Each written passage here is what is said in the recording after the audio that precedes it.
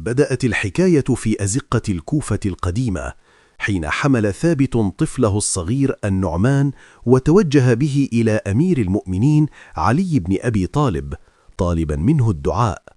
مسح الإمام على رأس الطفل ودعا له بالبركة، فكانت تلك اللحظة هي الحجر الأساس في حياة هذا الصغير. نشأ النعمان شابا أنيقا ذكيا يدير دكان الحرير الخاص بوالده، وكان يرى أن الصدق في البيع هو جوهر الربح، حتى لقب بالتاجر الأمين.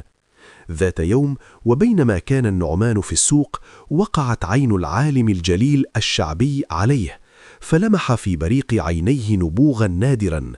ناداه وقال: عليك بالعلم، فإني أرى فيك نبوغا.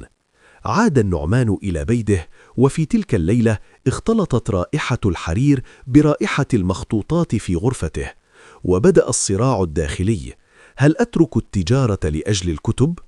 حسم النعمان أمره ودخل مسجد الكوفة ملتحقا بأول حلقة فقه عند الشيخ حماد، معلنا بداية رحلة استرشادية غيرت وجه التاريخ. لم يكن النعمان تلميذا عاديا، بل لازم شيخه حماد 18 عاما، يمشي خلفه ويخدمه بتواضع جم. وفي حلقات الدرس كان يبهر الجميع بذكائه وقدرته على فك أعقد المسائل، حتى أقر له شيخه بالنبوغ.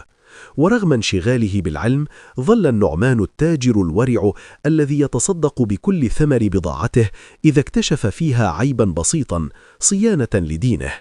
وحين رحل المعلم حماد، لم يجد التلاميذ من يملأ هذا الفراغ سوى النعمان الذي تعهد بإكمال مسيرة العلم.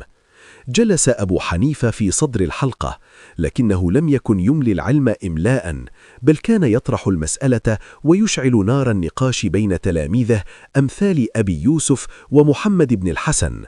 عرف بكرمه الأسطوري، فكان يطعم تلاميذه الفقراء من ماله الخاص ليتفرغوا للعلم.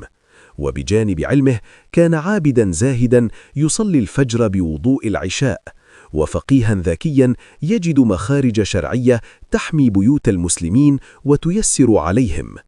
جاء الاختبار الصعب حين أراد الخليفة المنصور إجباره على تولي القضاء، لكن الإمام رفض أن يكون أداة في يد السلطة.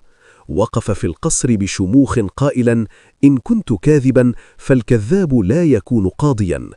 انتهى به المطاف في سجن مظلم يجلد ويعذب، لكن قلبه كان حرا بذكر الله وصبره على الابتلاء. وفي عام 150 هجري رحل الفارس، وخرجت بغداد في جنازة مهيبة تودع النعمان الذي رحل جسدا، وبقي مذهبه حيا ينير للأمة طريقها إلى يومنا هذا.